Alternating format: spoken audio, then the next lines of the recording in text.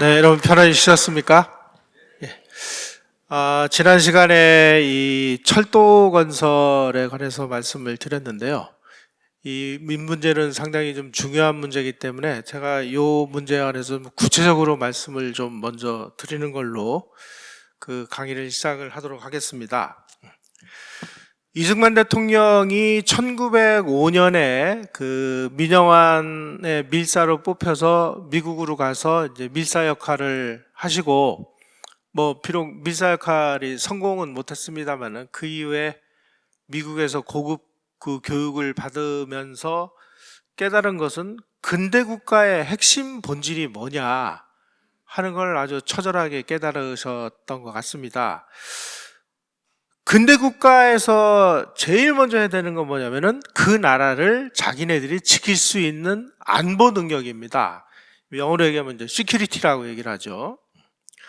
두 번째로는 이 국민들을 먹여 살릴 수 있는 경제적 기반입니다. 세 번째로는 이 나라가 제대로 운영될 수 있는 근대적인 정치 질서, 이 세 가지를 근대 국가의 조건이라고 얘기를 하는데, 이 근대 국가의 조건을 누구보다도 처절하게 깨달은 것이 이승만 대통령이었습니다. 특히 이승만 대통령이 하버드 대학에서 석사를 할 때 막 공부를 하다가 막 복잡하고 그러면은 가까운 곳에 MIT가 있었습니다. 거기 가서 이제 MIT 그 학생들하고도 대화를 자주 했다고 그래요. 일부 기록에 그게 나옵니다. 그때 이승만 박사가 한국에도 근대화를 하려면 이 이공계통 이 학교가 필요하구나. 그래서 내가 대통령 되면 한국에다가 MIT를 만들어야지 하고 아주 그 작정을 하시죠. 실제로 본인이 대통령 된 다음에 학교를 만들려고 하니까 돈이 없잖아요. 그래서 본인이 하와이에다 만든 하와이 한인회관인 동지회관을 팔아가지고 그 돈을 가지고 와서 인천에다가 세운 학교가 하나 있습니다. 인하공대. 원래 인하대학의 전신이 인하공과대학이죠. 인천의 인자, 하와이의 하자를 따서 인하공대를 만들어서 이제 이공계 인재들을 길러내기 시작을 하는데, 바로 이 인하공대가 이승만 대통령이 그 석사 시절에 꿈꿨던 한국의 MIT의 한국판 버전입니다.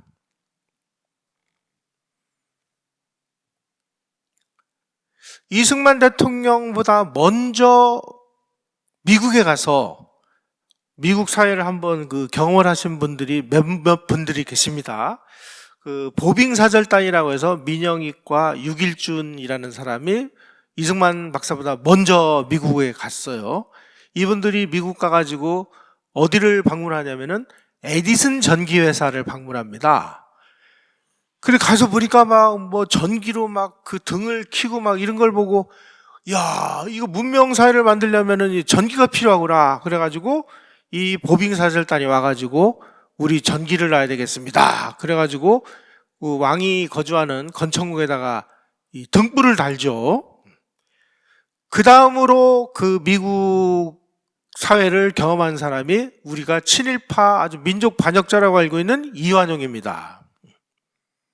그 다음에 서재필 이런 분들이 계시죠.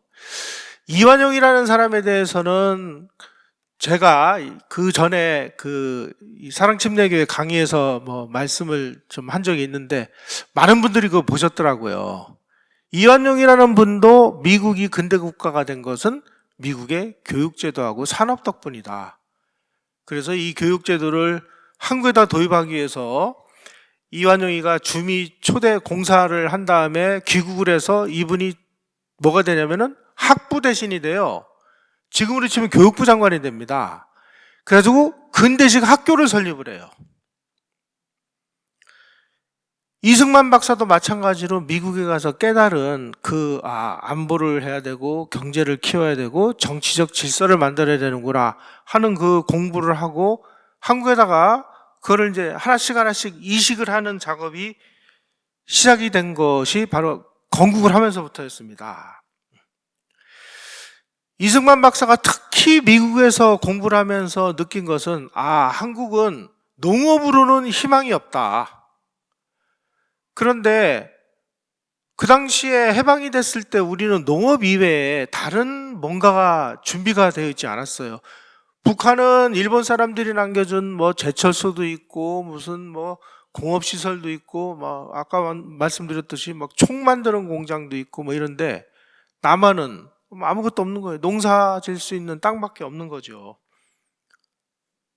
그래서 사실 우리가 굉장히 어려운 과정을 겪었습니다만, 이승만 대통령은 어쨌든 우리가 농업이 아닌 공업화를 해서 이 나라를 일으켜 세워야 된다라고 하는 아주 확고부동한 철학은 바로 미국 생활에서 얻은 아주 지혜였습니다. 왜 한국이 이 농사 가지고는 어렵다고 봤냐면, 첫째로는 벼농사를 짓기에 충분한 정도의 비는 내려요. 비는 내리는데 이게 7, 8월에 집중호우 방식으로 내리기 때문에 물을 가둬놓을 수 있는 댐이나 저수지나 보가 만들어져 있지 않는 한은 비 오면 다 바다로 쓸려 내려가니까 7, 8월에 집중호우기가 지나면 물이 없어서 농사를 못 짓습니다. 두 번째로는 우리의 무슨 애국가나 이런 데 보면은 삼천리, 금수강산, 화려강산 이렇게 얘기를 하지만, 우리의 이 토질은 이 화가암 성분으로 만들어져 있기 때문에 토지가 너무 빈약하고 기름지지 않았어요. 그래서 단위 면적당 생산량이 일본과 중국에 비해서 현저히 떨어집니다. 그래서 우리가 아무리 농사를 져봤자 생산성 측면에서 이 주변국을 따라갈 수가 없는, 이건 이미 과학적으로도 입증이 되어 있습니다. 그러니까 우리는 뭘 해야 되느냐. 이승만 박사가 1905년 미국에 가시기 전에 감옥에서 쓴 책이 독립정신인데, 이 독립정신에 뭐라고 되어 있냐면은 우리가 지금부터 제조업을 해야 된다. 제조업을 하려면 뭘 해야 돼요? 공장을 져야 되죠. 공업화를 해야 된다라는 그 주장을 독립정신에서부터 하기 시작합니다. 두 번째, 과학기술을 발전시켜야 된다. 세 번째, 우리나라가 쇄국 이런 거 해가지고는 안 된다. 교류하고 통상하는 나라, 다시 말씀드리면 무역으로 먹고 사는 나라가 돼야 된다라는 사실을 독립정신이라는 책을 통해서 구구절절히 이야기를 해요. 이미 1900년 감옥에 들어앉아가지고 이 어르신이 이런 것을 깨닫고 있었고, 그것을 미국에 가서 내가 생각했던 게 맞는구나. 내가 나라를 만들면 이런 걸 해야지. 근데 이런 걸 하려면 자기가 대통령이 돼야죠. 야인이 되면 아무것도 못하는 거죠.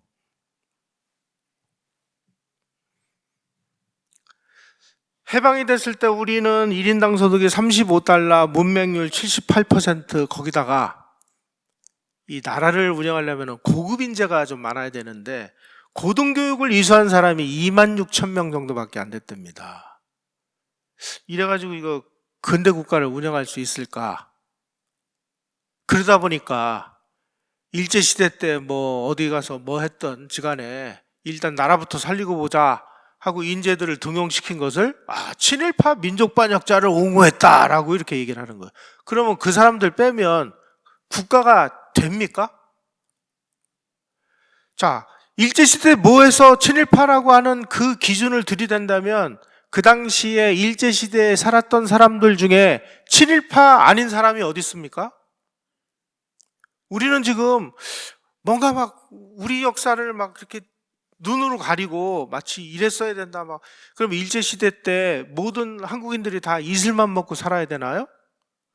일본 사람들이 만든 학교는 들어가지도 말고 일본 사람들이 운영하는 그 회사는 들어가지도 말고, 그러면은 우리는 뭘 해야 돼요? 그럼 3천만이 다 무지렁이가 돼야 되나요? 거기다가 분단으로 인해서 산업 경제가 마비된 데다 아까 말씀드린 대로 남쪽은 농업, 북쪽은 공업 이런 데서 갑자기 해방이 되면서 38선으로 허리가 딱 끊기고 나니까 남한은 완전히 섬처럼 고립이 돼버리고 말았습니다.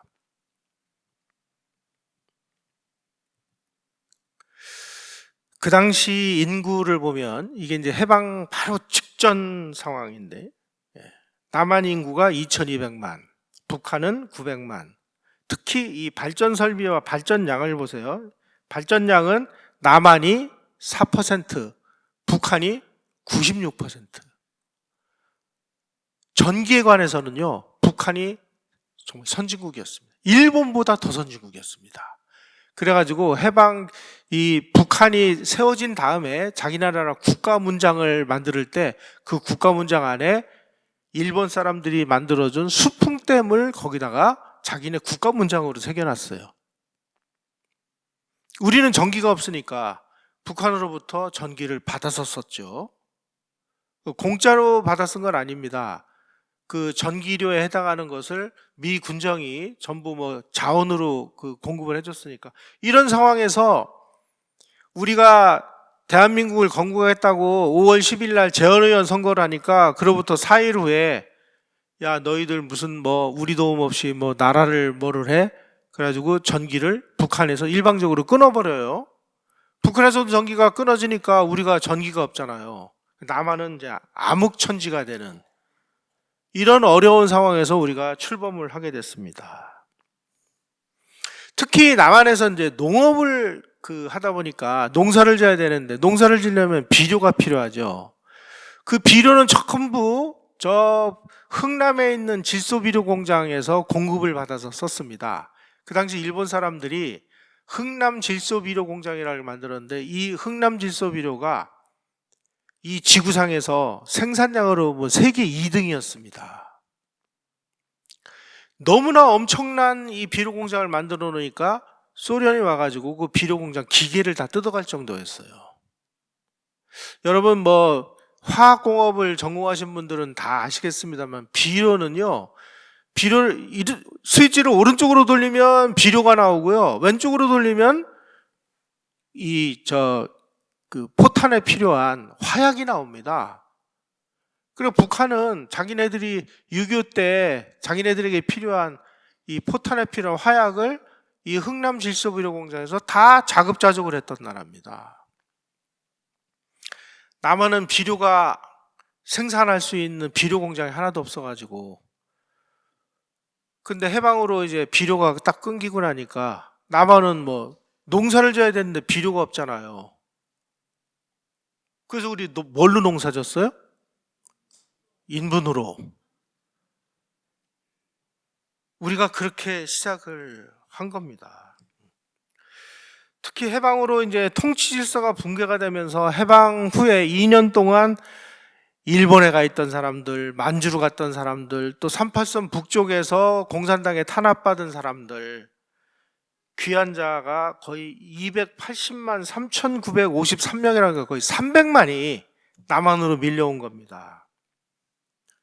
그때 미군정 통계에 의하면 매일 평균 1,600명이 노동자들의 낙원 북한을 탈출해서 남한으로 왔다, 이렇게.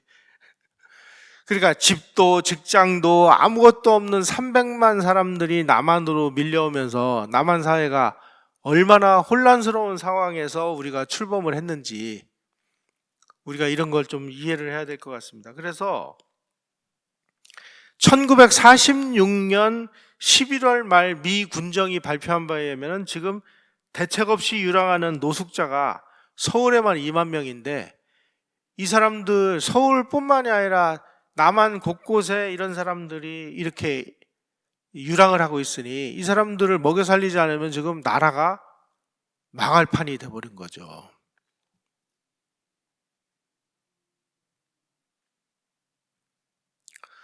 조선총독부가 한반도를 36년간 통치를 하면서 그야말로 정말 어마어마한 나무를 많이 심었습니다. 제가 사랑침례교회 일제시대 이야기를 하면서 이 산림녹화의 원조가 조선총독부다, 이걸 제가 이제 얘기를 했더니 저는 또 친일파가 드디어 이제 나무까지 일본이 심었다고 저는 다 그러는데 이게 사실인데 어떡하겠어요. 총독부 시절에 35년간 82억 1,500만 그루를 심었어요. 박정희 대통령, 전두환 대통령 시대에 산림 녹화를 잘해가지고 세계적인 성공 사례로 꼽히는 그 박정희 시대, 전두환 시대 심은 나무에 2배를 심었습니다, 일본이. 해방이 되면서 이 산에 올라가서 나무를 못하도록 그 통제하는 이 통치 시스템이 붕괴가 되다 보니까 이제 남한 사람들이 전부 이제 때만 되면은 도끼 들고 산에 올라가가지고 나무에다가 난방도 하고 물도 데워 쓰고 밥도 지어 먹느라고 그냥 우리 살림이 다 엉망이 된 거예요. 그 시절에 하도 나무를 베가지고 이제 그 땔감 문제가 좀 심각한 상황이 됐습니다. 한겨울에 땔감을 공급을 못하면 지금 얼어 죽는 상황이 됐어요. 그러니까 식량과 땔감의 공급, 이게 이제 국가를 흥하게 할 수도 있고 망하게 할 수도 있는 이런 상황에서 우리가 제2차 세계대전이 끝난 이후에 전 세계에서 이제 140개 정도의 나라가 식민지로부터 독립을 했는데, 그 독립을 한 140개 나라 중에서 해방 후에 남한과 가장 비슷한 정도의 이 산업력과 그 다음에 문맹률과 산업 수준을 가지고 있었던 나라가 아프리카의 가나였다고 그래요. 가나는 지금도 가난하게 살죠. 공은 좀 차는 것 같더라고요. 월드컵 할 때 보면 가끔씩 뭐 가나라는 나라가 나오는 걸 보면. 다시 말씀드리면 한국은 이 지구상에서 가장 못 사는 나라 축에 껴 있었다. 이런 나라에서 비료도 없이 아무것도 없으니까 그냥 농업만 계속 그 유지를 했다면 이 나라는 어떻게 됐을까요? 그 당시에 우리 국가 지도부가 야, 이거 뭐 가진 것도 없고 뭐 아무것도 없는데 그래도 좀 우리가 할 수 있는 거는 지금 농사밖에 없으니까 그냥 농사 짓자 하고 농사를 계속 짓고 산업화 근대화 이런 걸 안 했다면 지금쯤 우리는 어떤 나라가 되어 있을까요? 저 뭐 미얀마 정도? 미얀마는 그래도 우리보다 쌀이라도 많이 나잖아요.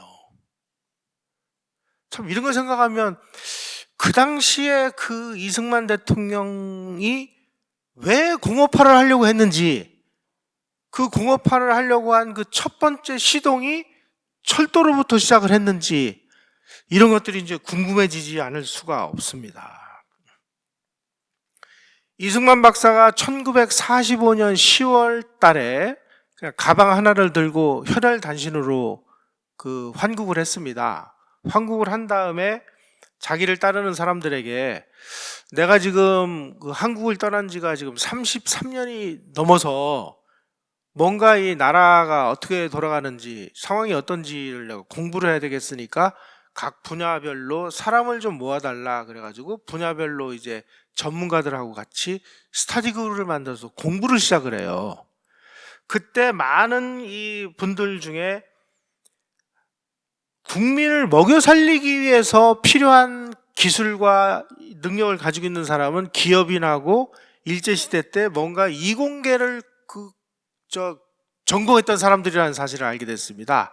그래가지고 이승만 박사가 그 당시 가장 자주 만났던 사람이 누구냐면은 금광으로 아주 큰 돈을 번 최창학 씨, 그 다음에 조선총독부에서 관공과장을 했던 임문한 씨, 그 다음에 와세다 대학에서 채광야금과를 전공을 한 정인욱 씨, 이런 분들을 자주 만났다 이렇게 얘기를 합니다. 이분들 전부 이공계통을 전공한 사람들이었습니다.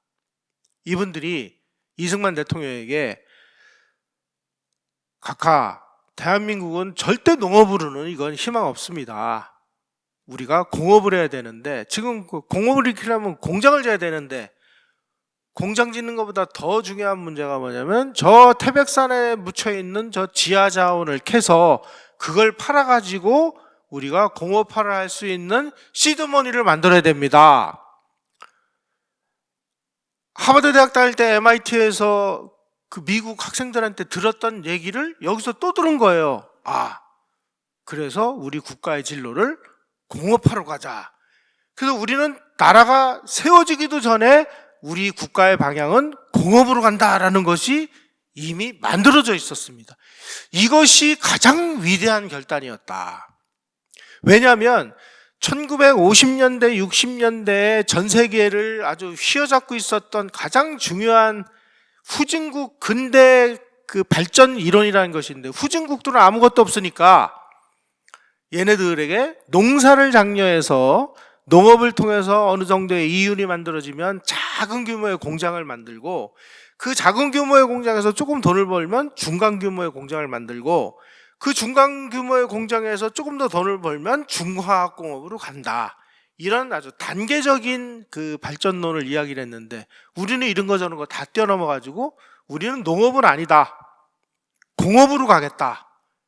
이거를 건국을 하기 이전에 이미 이승만 박사는 이 스터디 그룹을 통해 가지고 철학을 아주 확고히 굳히고 있었습니다. 이후에 이승만 박사가 하는 모든 이 정책의 초점은 대한민국의 공업화였습니다.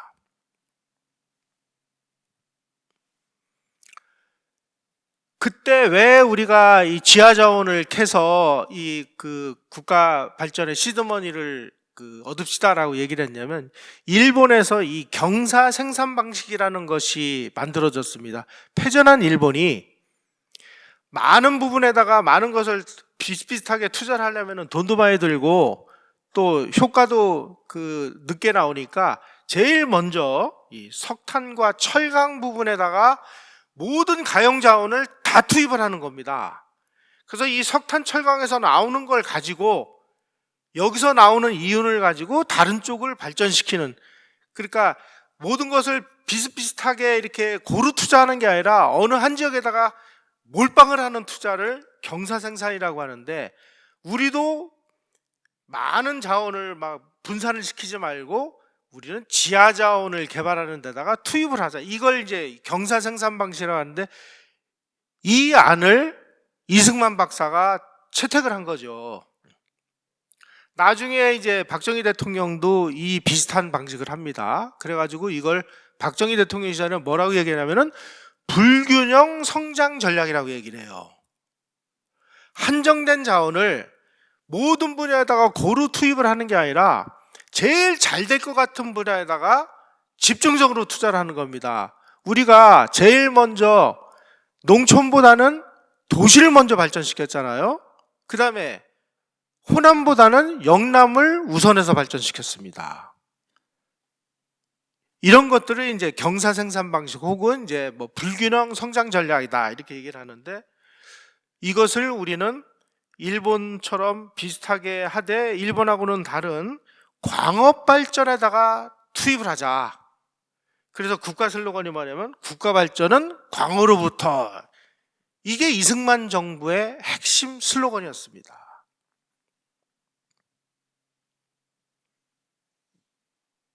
그렇게 해서 영월에 있는 이 상동광산을 개발을 했고, 그 개발을 하려고 하다 보니까 철도가 필요했고, 그래서 이제 이 영암선이라는 것을 이제 시작을 하는데, 특히 이 중석은 지난 시간에 말씀드렸듯이 이 대포 포신을 만드는 중요한 광물이기 때문에 우리가 이 중석을 수출해 가지고 번 돈이 대한민국을 일으켜 세우는 근본 동력이 됐다. 지금은 이제 뭐 우리가 중석이 그렇게 많이 나진 않습니다만은, 해방 후에 1950년대에 이 중석은 이 구국의 광물이다 이렇게까지 평가를 받았습니다. 자, 이 영암선이라는 것을 이해를 하려면 이게 지도가 필요합니다. 일본 사람들이 그 경부선 철도를 놓고 저 만주에서 이제 전쟁을 하는데 필요한 수송을 하다 보니까 이 보조 철도가 좀 필요했습니다. 그래가지고 이제 중앙선 철도를 놨는데, 중앙선 철도가 저 안동으로 해서 영주로 해서 단양, 제천, 원주로 해가지고 청량리로 오는 이 노선인데, 이 영주에서부터 그 당시에 이제 지하자원이 많이 묻혀 있는 곳이 철암입니다. 태백산 바로 아래에 있는 철암이라는 지역이 그 태백산 지역이 있기 때문에 이 영주하고 철암을 이어야만 우리가 이제 광업을 성사시킬 수가 있어요. 그래가지고 이 영주하고 철암까지 철도를 놔야 돼요. 그래서 영주의 영자하고 철암의 암자를 따서 영암선 철도라고 이야기를 합니다. 이게 거리는 한 86km밖에 안 되는데 여기가 뭐냐면은 태백산의 아주 험산줄령이 지나가는 지역이에요. 그래서 우리나라는 철도가 거의 대부분이 경부선, 호남선 이런 걸 보시면 전부 남북으로 철도가 놓여 있습니다. 왜 그러냐면은 동쪽에는 아주 지형이 험한 이 태백산맥이 가로놓여 있기 때문에 태백산을 뚫고 철도를 놓는 건 일본 사람들도 엄두를 못 냈습니다. 그런데 이 영암선은 바로 이 태백산맥을 동서로 뚫고 지나가야 되는 철도기 때문에 이게 문제가 굉장히 어려운 거였어요. 그런데 이승만 박사는 우리도 이런 것들은 얼마든지 할 수가 있다. 그러니 철도를 놔가지고 태백산 지역에 있는 지하자원을 개발을 해서 나라를 일으키자. 그러기 위해서 이제 영암선 철도 건설을 시작을 합니다. 이미 태백산 일대에 지하자원이 많이 묻혀 있다는 사실은 일본 기업인들도 알았습니다. 일본 기업인들도 알아가지고 이 사람들도 이제 그 일대에다가 몇 개 이 광산을 만들었는데 이 사람들은 영주에서부터 철암까지 철도를 놓을 수 있는 지형이 너무 험하다 보니까 이분들은 어디다가 어떻게 철도를 놨냐면 이 동해 삼척 여기서부터 거꾸로 이 철암까지 요거를 이제 이 철암선 삼척선이라고 하는데 그냥 동해안에서부터 그 태백산맥 입구까지만 이제 철도를 놓은 거예요.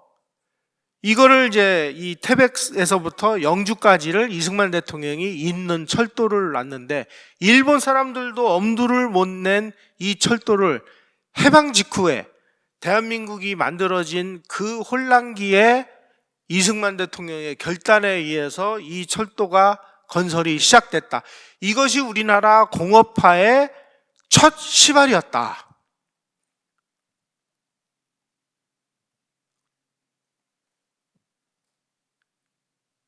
그래서 이 철도가 놓여지면서 이 태백산 일대의 광산들에서 생산되는 이 광산물들이 수도권으로 아주 쉽게 이제 운반이 됐고 그걸 통해서 가장 우리가 눈여겨봐야 될 부분은 뭐냐면은 대도시를 중심으로 서울 같은 경우는 저 망우리 부근에다가 큰 저탄장을 만들어 가지고 여기서 생산되는 이 석탄을 가지고 망우리에다가 부려가지고 망우리에다가 이 연탄을 제조하는 제조시설을 만들었습니다.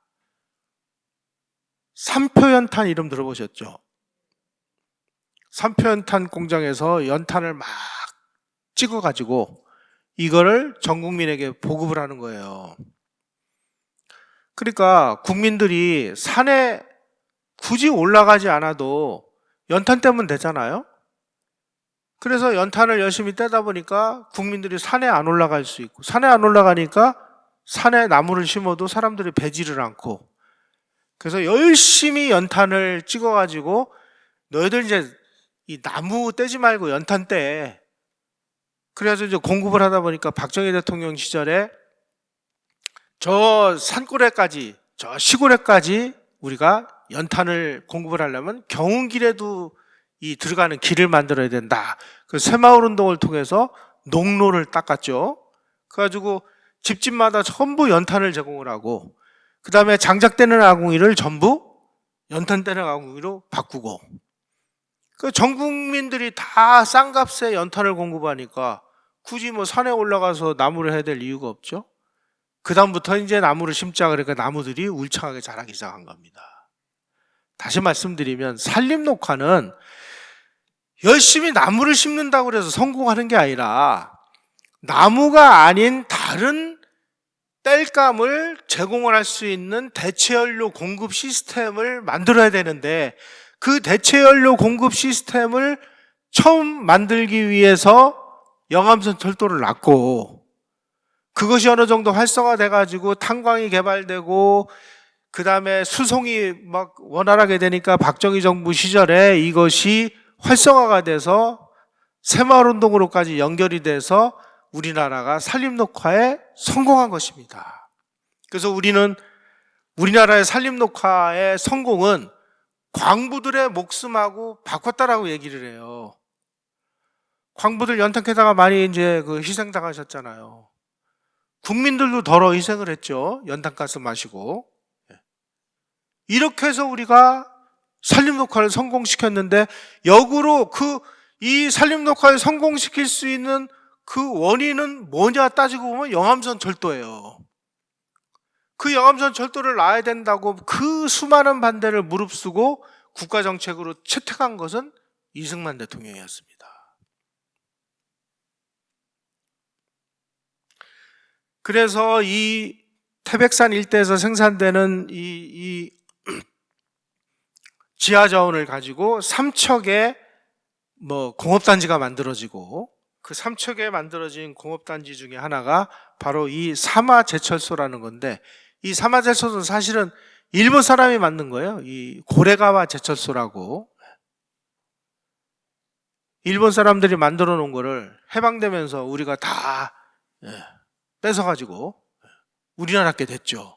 이런 거를 이제 적산 기업이라고 하는데, 일본 사람들 쫙하고 그 제철소 만들어 놓은 거 전부 놓고 맨몸으로 나갔습니다.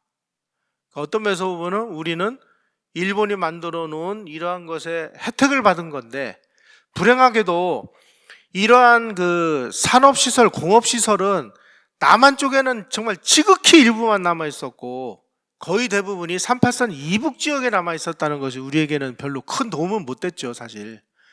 이게 383 이남 지역에 남아 있던 것에 대표적인 적산 기업 중에 하나가 지금 보여드리는 이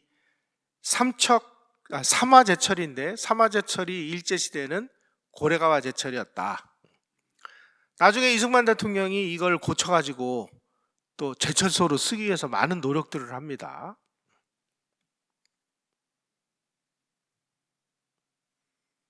이런 식으로 일본 사람들도 엄두를 못 낸 이 태백산맥을 동서로 가로지르는 이 험산줄령을 뚫어야 되니까 다리도 놔야 되고 터널도 뚫어야 되고, 그러니까 얼마나 어려웠겠습니까? 이 철도를 놓는 그 과정이. 지금 그 그림에서도 나오듯이 이런 식으로 어마어마한 교각을 세우고 하는 이 작업을 1949년서부터 시작을 해가지고요. 전쟁으로 3년간 또 공사를 못했다가 1954년에 다시 재개를 해서 1955년 12월 31일 날 일본 사람들도 엄두를 못 냈던 이 영암선 철도가 완성이 되면서 우리나라의 공업화가 아주 가속력을 얻게 됐다. 이런 거는 사람들이 잘 몰라요. 모르니까 아무도 인정을 안 해요. 그러니까 전문가들이 이승만은 외교에는 귀신이었는데 경제는 등신이었다, 이렇게 얘기를 하는데, 그 등신이라고 얘기한 사람들, 너 진짜 등신이야, 이렇게 얘기하려면 우리가 이런 걸 알아야 되는 겁니다.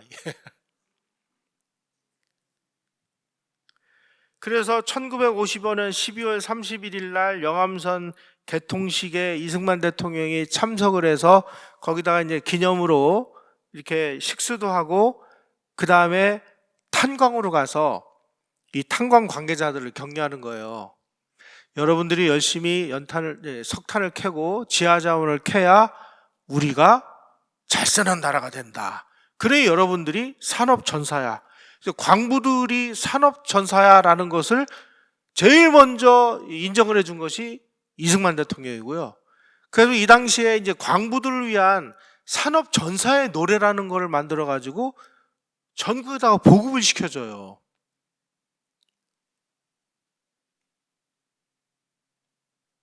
그 당시에 이승만 대통령이 이 공업화로 방향을 안 정했다면 우리는 지금도 농사나 지면서 하늘에서 그냥 제발 비만 내리게 해달라고 기우제 지내고 이러고 앉아있어야 되지 않았을까, 이런 생각이 드네요.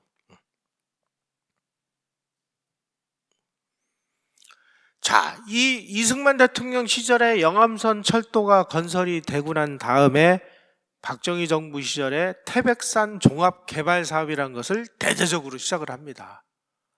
우리는 5.16 군사정부가 대한민국을 산업하기 위해서 태백산 종합개발사업을 시작했습니다. 이렇게 얘기하는데 사실은 태백산 종합개발사업이라는 이름도 이승만 정부 시절에 이미 만들어졌고 태백산 종합개발사업을 이미 이승만 대통령 시절에 시작을 했고 이런 부분들이 우리 역사에서 통째로 지워져 버린 겁니다. 그래서 이 시대를 복원을 해야 돼요. 복원을 하려면 어떡합니까? 공부를 하는 수밖에 없죠.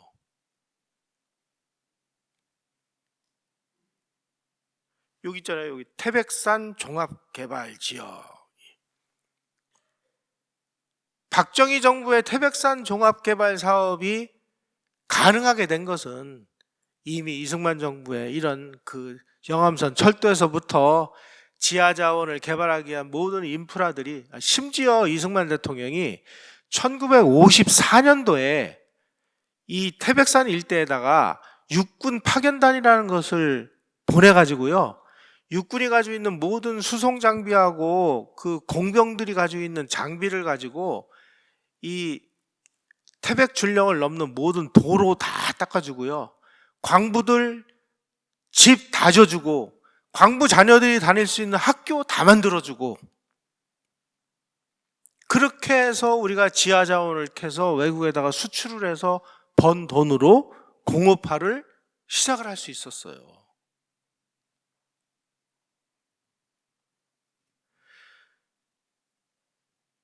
이승만 대통령이 이제 외교에는 아주 일가견이 계신 분이니까 1948년 12월에 미국과 한미 원조 협정이라는 걸 시작을 합니다. 이걸 이제 ECA 협정이라고 합니다.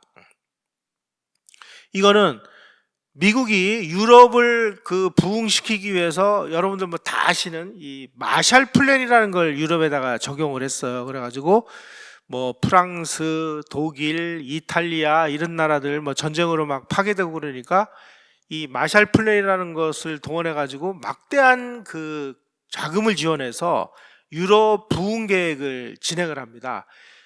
그거랑 똑같은 이 협약을 미국하고 맺은 것이 ECA 협정이고, 그래서 ECA 협정을 한국판 마샬 플랜이다 이렇게까지 얘기를 하는데, 이 ECA 협정에 의해서 우리가 미국으로부터 이제 원조를 받기 시작을 하는데요, 이 원조를 받은 금액이 어느 정도였느냐, 이걸 이제 통틀어서 토탈을 내보니까 놀라운 일이 벌어졌습니다.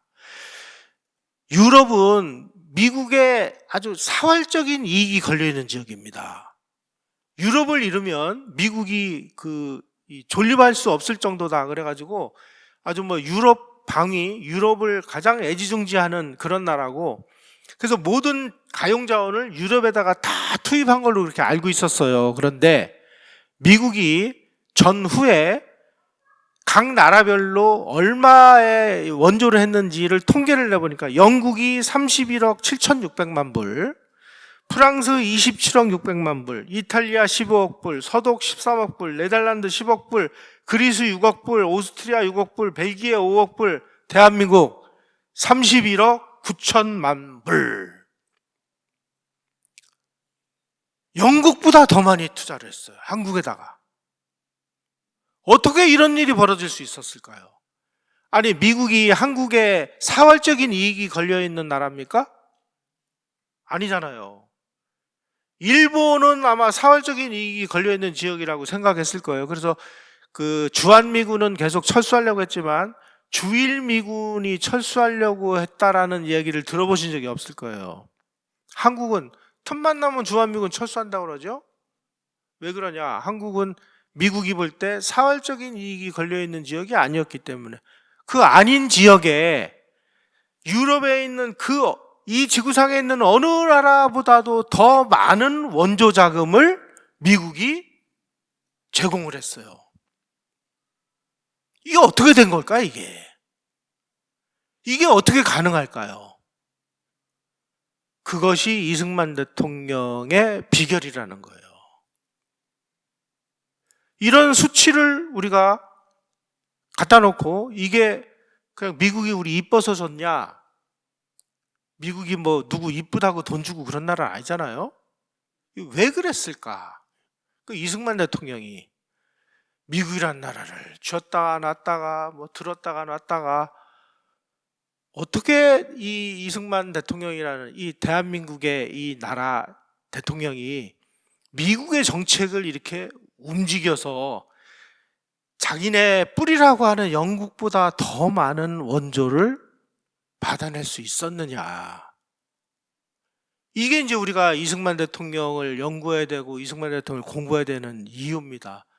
아직까지 뭐 건국전쟁 뭐 이런 영화가 나와가지고 아 이승만 대통령 이런 거 하셨구나라고 어느 정도 이제 윤곽은 잡았습니다만은 이런 부분을 우리가 깊이 더 연구해서 아 이게 이런 것 때문이야라고 지금 이 밝혀내야 되는 이런 일들은 지금 아직 연구에 초입도 못 들어갔습니다. 이걸 우리가 이제 밝혀내야 되는데 그러기 위해서는 이승만 대통령의 미국 내 인맥을 연구를 해야 되고 그 미국 내 인맥을 연구하는 중에 가장 중요한 역할을 했던 사람이 세브란스라는 분입니다. 세브란스 그러면 여러분들 많이 들어본 이름이죠? 세브란스 병원 덕분에 그 병원 져준 사람이야. 맞습니다. 병원 져준 사람이에요. 그런데 그보다 더 중요한 이유가 있습니다. 세브란스라는 사람은 록펠러 아시죠? 록펠러가 세브란스의 고등학교 1년 후배예요. 클리블랜드라는 지역에서 그 고등학교 고등학교 선후배끼리 모여가지고 만든 석유회사가 스탠다드 석유회사라는 아주 세계 1등 가는 석유회사, 이거를 록펠러하고 세브란스가 만들었어요. 그러니까 이 양반은 억만장자가 된 겁니다. 그런데 이제 경영은 록펠러가 하고 세브란스는 이 회사의 재무 담당 책임자입니다. CFO예요. 돈줄은 이 사람이 지고 있어요. 그래서 이 사람은 이제 돈이 너무 많으니까 또 아주 독실한 기독교 신자기도 하고 그래서 이분은 이제 자선 사업으로 나섰는데 그때 이승만 대통령의 상투를 배제학당에서 잘라준 에비슨 선교사라는 분이 계십니다. 이분이 의사예요. 그래서 재중원이라는 회사 그 병원에 와서 그 복무를 하다가 미국에서 그 유명한 그 기독교 대회가 열립니다. 지금 전 세계 기독교 인구가 뭐 얼마인데 앞으로 10년 안에 2배로 늘리자라는 그 기독교 대회가 열렸는데 거기에 에비슨 선교사가 가지고 내가 조선이라는 나라에 가서 지금 선교 활동을 하고 있는데 조선에 근대식 병원이 지어지면 그 병원에서 많은 사람들을 치료하고 그 치료하는 과정에서 기독교 정신을 퍼뜨려서 기독교인을 많이 늘 수가 있는데 병원을 좀 져주셨으면 좋겠습니다. 이렇게 발표를 했습니다. 그리고 났는데 어떤 신사가 찾아오더래요. 조선에서 병원 짓는데 얼마가 듭니까? 그 당시 돈으로 10,000불이 들었다고 합니다. 10,000불 정도면 훌륭한 병원을 질 수 있습니다. 그러니까 그 신사가 10,000불을 주고 가더라는 거 아니에요? 그 10,000불로 진 병원이 세브란스 병원이에요. 세브란스라는 분은 그 병원만 져준 게 아니고요. 병원만 지면 뭐예요? 이 병원을 운영할 수 있는 의사들을 양성해야 되잖아요. 세브란스 의과대학을 만들어준 사람도 세브란스고, 세브란스가 세계적인 병원으로 성장하는데 세브란스라는 분이 돌아가신 다음에 그 아들, 손자, 증손자까지 4대가 세브란스 병원에 기부를 해가지고 오늘날 세계적인 병원으로 만들었는데 이승만 박사가 미국으로 그 밀사 역할하러 갔을 때 그때 이제 배제학당에서 이승만 박사를 가르친 이 스승들이 미국 가면은 이러이러한 분들을 만나봐라 하고 자기를 후원해준 분들에게 추천서를 써줬는데 그 추천서 중에 한 분이 세브란스라는 분이었어요. 그 세브란스를 찾아가서 저 이런 일로 왔습니다. 그랬더니 내가 뭘 도와드릴까요? 그러니까 미국 국무장관을 만나게 해주십시오. 그러더는 거 아니에요? 오케이. 그래서 세브란스가 이 이승만이라는 청년을 미국 국무장관을 만나게 해줘요. 세브란스가 그 정도의 힘을 가지고 있는 사람이었어요. 세계 1등의 석유회사의 자금 담당이니까 이 사람이 다 정치 자금도 내고 영향력을 행사할 수 있을 거 아닙니까? 그리고 이승만 박사가 미국에서 공부할 수 있도록 도와준 것도 세브란스고, 나중에 그 중요한 인맥을 만들 때 도와준 사람도 세브란스고, 이런 인맥 구조를 우리가 이해하지 못하면 이런 수치, 영국이나 프랑스나 이탈리아 서독보다 더 많은 이 자금을 미국으로부터 원조받을 수 있는 힘이 어디서 왔는지를 이거는 상식으로 이해가 안 가는 겁니다. 이게 정말 어떤 면에서 보면 대한민국이 이승만이라는 분을 만난 것은 그게 어쩌면 기적이었을지도 모르겠다라는 생각이 들어요.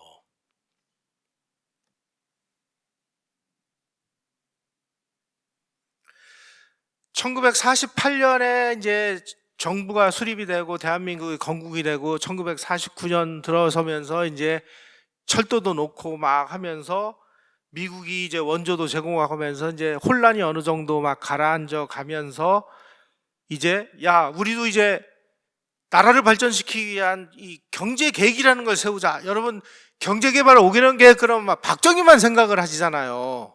근데 사실은 그렇지 않아요. 이미 이승만 정부 시절인 1949년도에 각 부처가 수립한 종합경제부흥계획이라는 게 있습니다.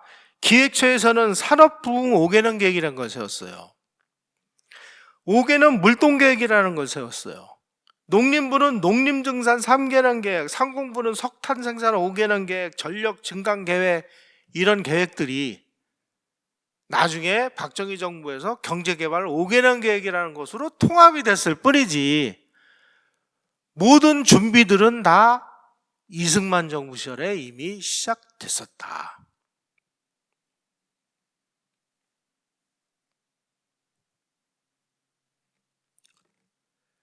우리가 해방 공간에, 그리고 특히 그 정부가 이제 만들어지고 대한민국이 막 그 출범하는 과정에 가장 어려웠던 문제는 인플레이션이었습니다. 왜 그러냐면 이 1945년에 일본이 이제 항복을 하면서 그 당시에 일본이 그 패전했을 당시에 한반도에 일본 사람이 약 76만 명에서 79만 명 정도까지가 한반도에 있었습니다. 그 중에는 이제 조선 총독부 관리도 있을 테고, 은행 관리도 있었을 테고, 학교의 선생님, 교장, 또 군대도 있었을 테고, 많은 일본 사람들이 한국에서 살고 있었습니다. 이 사람들을 철수시키는데 돈이 필요하니까 일본이 막 그냥 돈을 마구 찍어가지고 통화를 증발시킨 거예요. 그 돈 때문에 막 물가가 막 폭등하기 시작한 겁니다. 그래서 도매물가 지수를 1945년 8월을 100으로 할 때 6.25가 일어난 첫 해인 1950년 12월이 되면은 4,980으로 뛰어올라요. 그러니까 물가가 5년 동안 50배가 뛰어요. 그러니까 이제 화폐 가치가 폭락을 했다는 뜻이죠. 쌀값으로 치면은 대두 한 마리에 656원이었는데 이게 1953년에는 91,200원으로. 그러니까 이런 인플레를 어떻게 진정을 하고 국가를 정상으로 유지하느냐, 피눈물 나는 노력이 이제 필요했겠죠. 이 송인상이라는 분이 이제 경제 15원칙이라는 걸 만들어 가지고 정말 이승만 정부에서 막 고군분투를 합니다. 그래서 간신히 1950년서부터 경제가 안정이 되기 시작을 해요.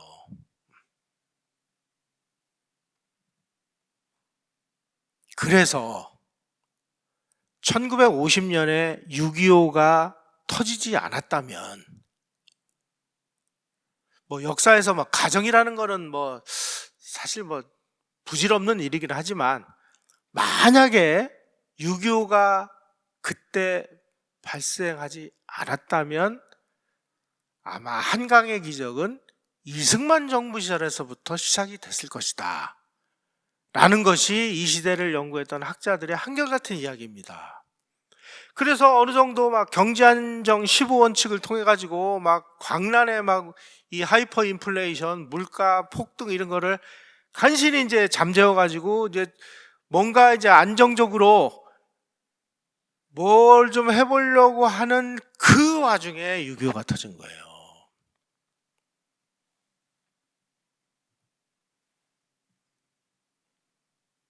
그래서 1950년 1월에 통화발행고가 막 줄어들고 또 물가도 1950년 5월에 가면 물가도 이제 4.4%로 막 하락을 하고 그래서 이제 뭔가 해볼 만한 이런 준비가 쫙 되고 있는 와중에 6.25가 터진 것입니다.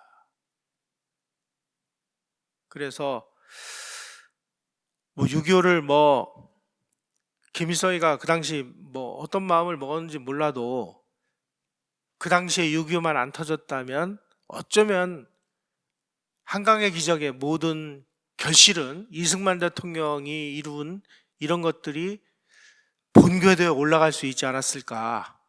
그랬다면 우리도 정말 한 10년 내지 15년 굉장히 빠른 그 시기에 대한민국이 이제 발전 궤도에 오르지 않았을까. 부질없는 일이긴 하지만 참 6.25가 그 시기에 터져가지고 우리가 많은 고생을 했구나 하는 걸 우리가 알 수 있고요. 그래서 1950년 1월 1일 날 이승만 대통령이 국민들에게 신년사를 방송을 했는데 이 신년사를 보시면 이승만 대통령이 이제 이제 1950년부터 우리가 모든 걸 이제 뭔가 다시 시작할 수 있는 모든 준비가 다 끝났다. 그래 우리 이제 허리띠 졸라매고 이제 시작하자 하는 그런 의지를 우리가 읽을 수가 있습니다. 이승만 대통령이 50년 1월 1일 신년사에 이렇게 말씀하셨어요. 1년 전에 우리 경제와 비교해보면 여러 갑절 진전된 것을 누구나 다 볼 수 있다. 미국 ECA 원조 물자를 받은 우리는 민중의 노력과 정부 당국의 주야 근무 결과로 석탄 채굴량도 많이 늘었고 전력도 크게 증가했다. 식량도 강제로 미국을 수집하던 제도를 폐지하고 그러고도 우리가 여유가 있어서 외국에 수출까지 하게 됐다. 자, 국민 여러분, 희망을 가지고 이제부터 우리 노력하자. 그래서 잘 사는 나라를 만들자. 그래서 정부가 이제 뭔가 잘 사는 나라를 만들기 위해서는 이 정부가 이제 예산이 있어야 되잖아요. 근데 정부 예산이라는 거는 어디서 나옵니까? 하늘에서 떨어지는 게 아니잖아요. 세금은 어디서 나옵니까? 국민들이 내야 되는 거잖아요. 근데 그 당시 우리나라 국민들이 먹고 사는 게 어려워가지고 세금을 낼 형편이 못 돼요. 그러니까 우리 정부 예산의 거의 절반 이상을 미국이 주는 원조에 의존하고 있었습니다. 이거 말고 우리가 더 세수를 증대할 방안이 좀 뭐 없을까? 막 이제 정부 관계자들이 연구를 한 결과 이 한국인들이 마시는 이 술에다가 세금을 매기자. 이걸 이제 주류를 정부가 전매를 하고 주류에다가 세금을 매겨가지고 세금을 얻어가지고 국가 발전을 위한 그 공업화에 투자를 하자. 그래가지고 이제 주류 전매 제도를 만들어가지고 이걸 시행하려고 법을 만들려고 하니까 이승만 대통령이 이걸 알고 관계장관을 부릅니다. 당신들 이거 정신이 있는 거야 없는 거야? 어? 이 지구상의 민주주의 국가 중에서 국민들이 그래 먹는 술에다가 세금을 붙이는 놈들이 어딨냐? 이승만 대통령은 미국에서 이 자유민주주의와 시장경제를 아주 그 머리에 넣고 오신 분이기 때문에 국민들의 자유, 국민들의 어떤 그 의사선택 이런 거에다가 뭐 제약을 가하거나 국민 주머니에 있는 돈을 세금이라는 이름으로 뺏는 이런 행위에 대해서는 아주 지극히 엄격하게 제재를 가했습니다. 이거는 자유시장 경제 원칙에 어긋나는 거다. 야, 민주주의 국가에서 주류 전매 제도라는 게 말이 되느냐?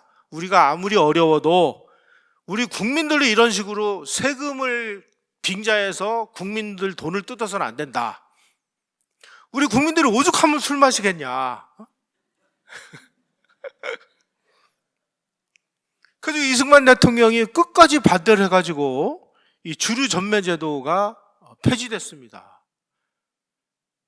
세금이라는 이름으로 국민 호주머니를 강탈한 그 문모 대통령하고 비교해 보시면 이해를 하실 수 있을 거예요. 우리가 이런 분을 대통령으로 모시고 살았던 나라입니다.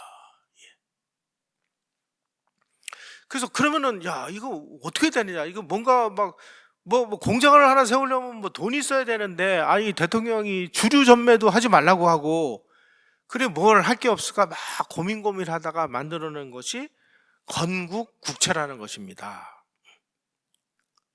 그래서 그 당시에 그 건국국채를 100억 원을 판매를 해가지고 그 건국국채로 모아둔 돈을 가지고 우리가 이제 투자를 하기 시작을 해요. 영암선 철도도 놓고, 나중에 말씀드리겠습니다만은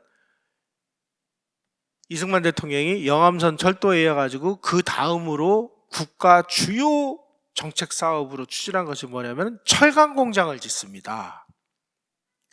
이 지구상에 이 외국의 열강들의 식민지로부터 독립된 나라 중에 가장 먼저 제철 공장을 짓는 나라는 대한민국이에요.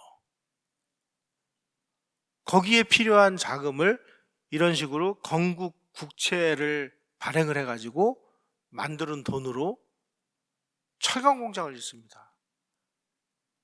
저는 그래서 이 이승만 대통령이란 분이, 아니 이 지구상 모든 이 전문가들의 이 발전 전략이 농업을 통한 근대화론인데 그게 후진국 발전 이론이라는 거예요. 근데 이승만 대통령은 그 전 세계 석학들이 가장 합리적인 방법이라고 만들어 놓은 이 농업을 통한 근대화 전략을 다 뒤집어 엎고 공업을 통한 근대화 전략을 내놓은, 이 지구상에서 이런 전략을 실행한 적도 없고 실행할 엄두를 내본 적도 없는 이 기상천외한 이 방법을, 이 어른은 어떤 방법을 통해서 이거를 체득을 했고 이것을 이 무지몽매한 이 국민들에게 인류 가야 돼라고 제안을 하셨을까?